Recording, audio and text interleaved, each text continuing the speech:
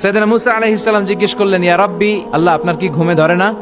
আল্লাহ বললেন, কোনো কথা বলা যাবে না, দুইটা গ্লাসের ভেতরে পানি নাও, পানি ভর্তি গ্লাস নিয়ে তুর পাহাড়ের উপরে দাঁড়াও। সাইয়েদনা মুসা আলাইহিস সালাম দাঁড়ালেন। আল্লাহরে আবার জিজ্ঞেস করলেন, আল্লাহ আমি জিজ্ঞেস করলাম কি আর আপনি করতে বললেন কি? আল্লাহ বললেন, কথা বলো না, যা বলেছি তাই করো। তো মুসা আলাইহিস সালাম কিছু বলতে পারে না, পানি নিয়ে দাঁড়িয়ে রইলেন।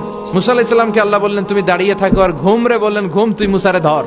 ঘুম যে এবার সাইয়েদনা মুসা আলাইহিস সালামকে ধরেছে। উনি ঘুমের ধাক্কায় আর থাকতে পারেন, একবার ডানে যায় আরেকবার বায়ে যায়। ঘুমের ধাক্কায় হঠাৎ করে কাত হয়ে পড়ে যায় আর গ্লাসগুলো মাটিতে পড়ে খান খান হয়ে ভেঙে যায়। আল্লাহ ডেকে বললেন, মুসা বেশি কিছু হেফাজতের তো দায়িত্ব দেই নাই, শুধু দুইটা গ্লাস হেফাজতের দায়িত্ব দিয়েছি। ঘুমের কারণে এগুলোর হেফাজত করতে পারো নাই, ভেঙে খান খান হয়ে গিয়েছে।